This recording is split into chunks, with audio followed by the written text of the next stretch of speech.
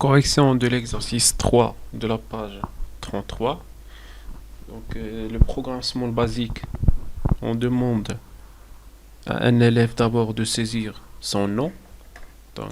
On va afficher d'abord le message avec l'objet text window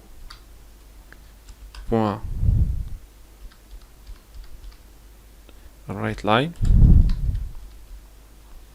Donc le message sera: donnez votre nom.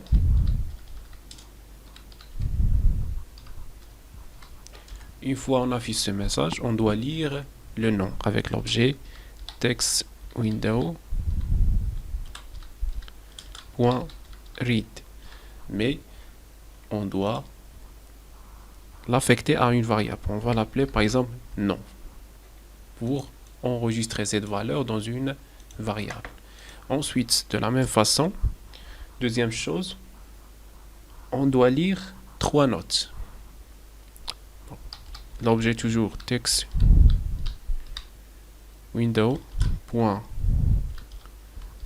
.writeLine, donner la première note,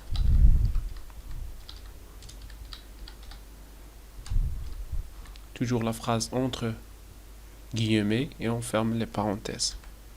Donc de la même façon, on doit stocker cette première note dans une variable qu'on va appeler par exemple N1. N1 est égal à la valeur qu'on va lire avec text window .read. De la même façon, on va prendre une deuxième note.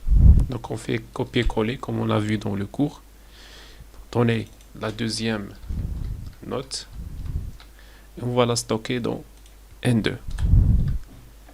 Ensuite, une troisième note, donner la troisième note et on va la stocker dans N3. Donc jusque là, l'utilisateur va donner 4 variables: le nom, la première note, la deuxième et la troisième. Alors, on doit calculer maintenant la moyenne pour l'afficher parce qu'on aura besoin de la moyenne. Donc je vais utiliser par exemple moyenne, on va l'appeler moyenne, est égal à quoi? Donc entre parenthèses, la note 1 plus la note 2 plus la note 3, le tout divisé par 3. Pourquoi on utilise les parenthèses? Parce que si on n'utilise pas les parenthèses, il faut juste diviser N3 par 3 et ajouter N2 et N1. Donc il doit d'abord utiliser la somme, calculer la somme, ensuite diviser par 3. Parce que la division elle est prioritaire par rapport à l'addition. Ensuite, on affiche la moyenne avec l'objet text window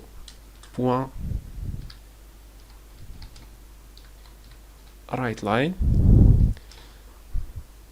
Je peux utiliser par exemple un message bonjour et je peux ajouter le nom que j'ai utilisé comme variable.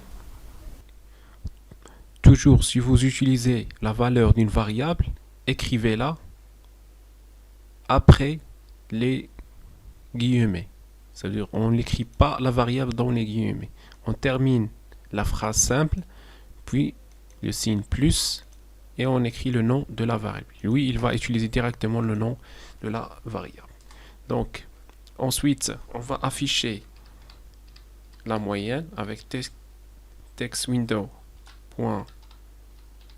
.writeLine de la même façon. Donc, on écrit d'abord un message entre guillemets, votre moyenne, et on ferme les guillemets. On a déjà la valeur de la moyenne dans la variable moyenne. Donc, il suffit d'utiliser plus la valeur de la variable moyenne qu'on va calculer. Bon.